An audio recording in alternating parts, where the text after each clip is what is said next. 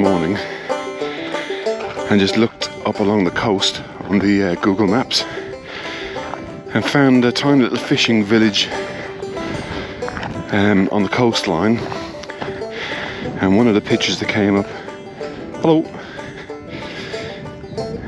was something called the Fiddle Rock, which sounded interesting, and hopefully the camera can see it just now, because that's it straight ahead of us. Anyway, Sally and myself are going to have a picnic.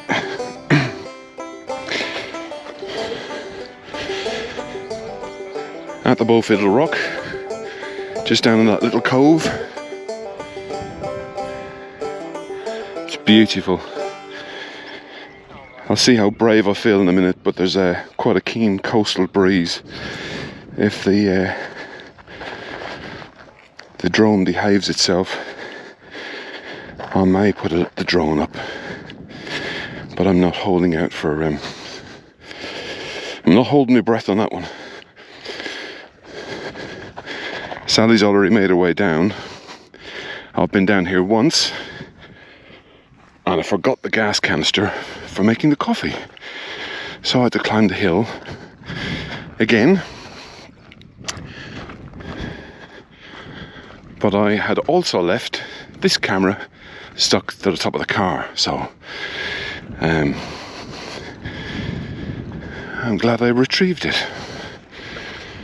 So hopefully Sally, there she is. Fantastic. And a very woofy dog as well.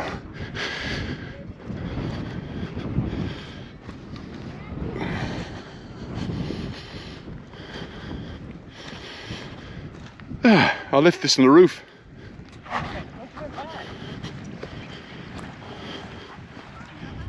And there we have it.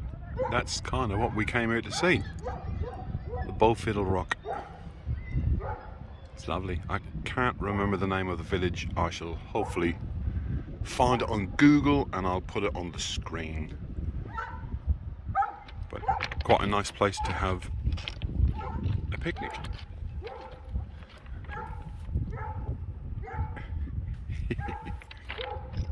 It's fab.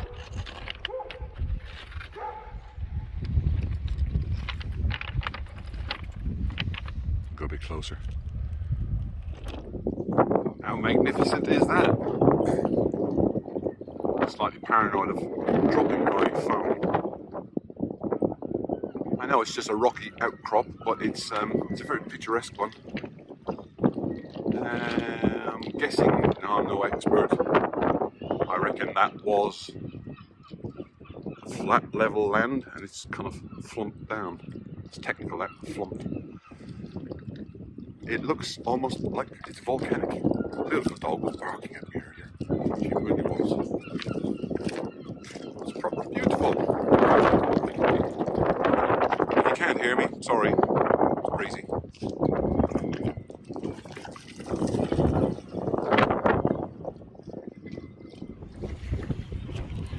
Can't get over just how clear and clean the water is. It's beautiful.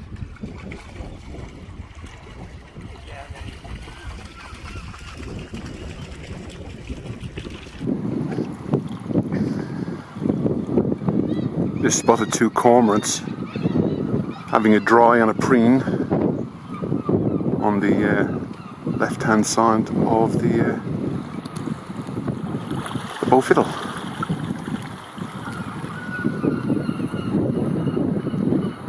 Unfortunately now I do have a bit of a walk, a rocky walk, back to where my coffee is. Right, we really do have to push on.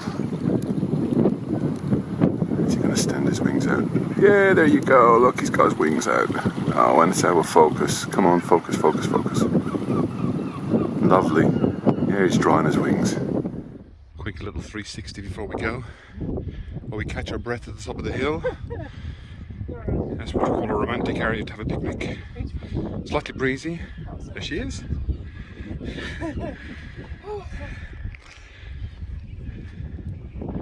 Right, to the car. Okay, just to give you a bit of an idea where we were. So the Fiddle Rock is there, just in the middle of the screen. We'd come along the A98, past Elgin,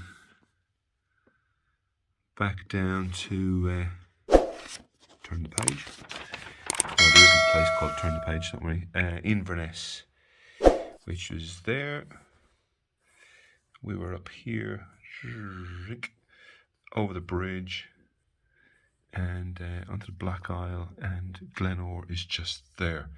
So 71 miles, and most of the journey was taken on single track roads. Very, very few dual carriageways in Scotland, which makes getting around a little bit slower. But give yourself time and all will be well. And celebrated in song and literature for centuries. Well, we made it. It was a bit of a dash from our romantic picnic, and now we're on the distillery tour. Even if you don't touch the rails, so if you do need to touch the rails, do it. I'm going to be wiping them anyway. But yeah, COVID. So yeah, we'll get started. So my name's David. Welcome. Have you been to distilleries before? No. Once or twice. Cool. So Academy use is just a liquid distiller's yeast that we get a specific strain that we want, and we just get it. You know, lorry drive up here and they give us like 30,000 litres at a time or something ridiculous. Because we use so much yeast here. Some distilleries, if they're a bit smaller, would culture their, keep their own culture going and have that. But we make so much here, it would be a lot of extra work. So we just get the liquid distiller's yeast, but it basically just helps this progress, part of our process go forward. So. 3 ingredients, and now a little bit of confusing stuff. We have all these flavours, so if you were to taste our whisky at the end, you will pick out flavours that are similar to these. They're not going to be exactly this flavour. It might be caramel that you get, it might be kind of banana kind of flavours, or you might get chocolate. Some people get chocolate, but these flavours don't exist. In real life, I guess we don't add in bits of toffee or bits of fruit. These flavours are natural flavours that we pull through our process. And every distillery is still using barley water and yeast like us, but they will get a completely different flavour profile than us. And it's because they're doing the same processes as us, but they'll do something shorter or longer than us, or they'll use a different temperature than us, or they'll use a different material. Spoilers, these two materials are from, these are our cask flavours that we get. So we're getting these flavours from the wood that have previously been used for other things. But these other 4 flavours come through our processes and can change from distillery to distillery, even though we're using the same processes. Happy enough so far? Yes. Everything has been added, right? We've done it all. You might notice these guys, if you've been to a distillery before or you've been near distilleries, you might have seen them from the road. These are relics, basically, of our old maltings that we had here. Back in the early days of distilling, when these distilleries first opened, most of the distilleries would have had their own on-site maltings that they would do the germination and the drying of the grain. A lot of them have been lost over the years because they were floor maltings. They are very, very labour intensive. Our maltings would come all the way up here where we're standing, and they would go all the way down there where that still house is right now. They would all have these chimneys at the top. These were to allow all the smoke to get out, to stop the rain from getting in. Because we would germinate the grain on a stone floor, and then you would set fires underneath that floor and you would dry out the grain on that same floor, and you would turn over by hand every day. Have you seen a whisky Monkey Shoulder in the shop? It's a blended whisky, Monkey Shoulder. Yeah, that is the name of this ailment that all these workers used to get. Oh wow! Kind of hunched over like that, they get a really bad shoulder. Monkey Shoulder, so yeah. Again, this is kind of a reminder of what was here. It's a kind of mark of history. We did them up, and they look quite shiny and new, because we did them up when we knocked all of it down. But in this room here is basically a copy of what we're about to see in here, except that room's bigger. It's the same with this one. That still house is smaller than that one, but they're the same, kind of. So yeah, we'll go in here and we'll see the floor. It's separated halfway with some very fine slitted floors. And in there we're going to add 12.5 tons of this grist powder and then 55,000 litres roughly of hot water. And then we're going to mix this around for 6.5 hours. And this is one batch. And one batch of this will fill up one of these wooden things behind you. So yeah, you can have a little look through two of you and then you can have a look.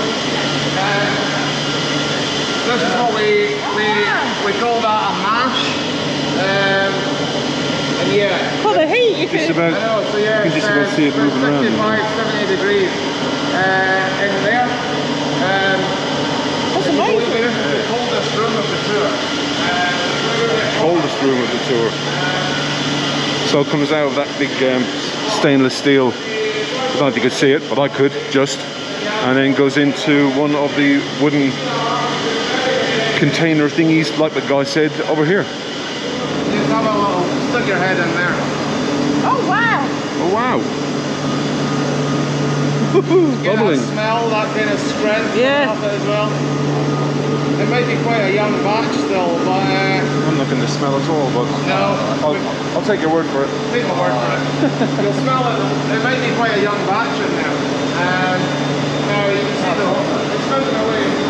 He just said is each one of those wooden drums, which goes right down.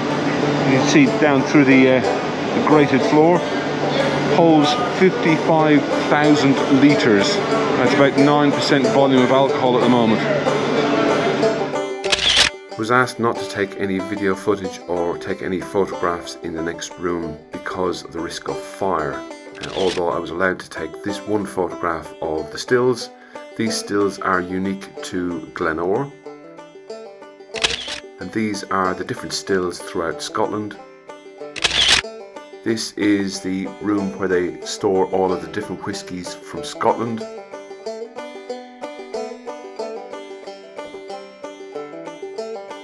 I unfortunately couldn't sample the whiskey at GLEN, so I had to bring a little wee dram home and sample it when I got back to our accommodation.